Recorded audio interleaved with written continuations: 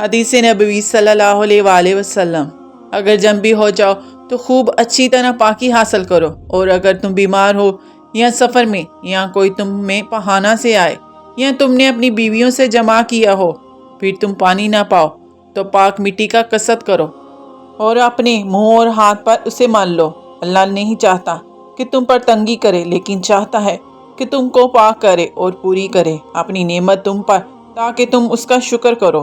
اور اللہ کا دوسرا فرمان ہے کہ اے ایمان والو، نزدیک نہ جاؤ نماز کے جس وقت کہ تم نشے میں ہو، یہاں تک کہ سمجھنے لگو جو کہتے ہو، اور نہ اس وقت کی غسل کی حاجت ہو مگر حالت سفر میں، یہاں تک کہ غسل کر لو۔ اور اگر تم مریض ہو یا سفر میں، یا آئے تم میں سے کوئی قضائے حاجت سے، یا تم پاس گئے ہو عورتوں کے، پھر نہ پاؤ تو تم پانی تو ارادہ کرو پاک مٹی کا، پس ملو اپنے منہ کو اور ہاتھوں کو، بے شک اللہ معاف کرنے والا اور بخشنے والا ہے۔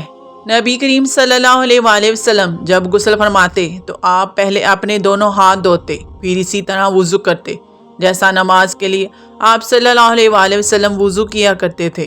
پھر پانی میں اپنی انگلیاں داخل فرماتے اور پھر ان سے بالوں کی جڑوں کا حلال کرتے، پھر اپنے ہاتھوں سے 3 چلو سر پر ڈالتے، پھر تمام بدن پر پانی بہا لیتے۔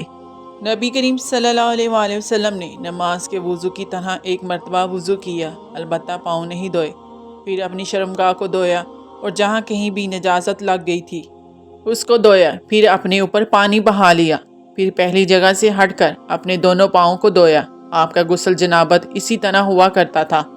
میں اور نبی کریم صلی اللہ علیہ وآلہ وسلم ایک ہی برتن میں غسل کیا کرتے تھے، اس برتن کو فرق کہا جاتا تھا۔ میں ابو سلمہ اور حضرت عائشہ رضی عنہا کے بھائی حضرت عائشہ کی خدمت میں گئے۔ ان کے بھائی نے نبی کریم صلی اللہ علیہ وآلہ وسلم کے غسل کے بارے میں سوال کیا تو آپ صلی اللہ علیہ وآلہ وسلم نے سا جیسا ایک برتن منگوایا، پھر غسل کیا اور اپنے اوپر پانی بہایا۔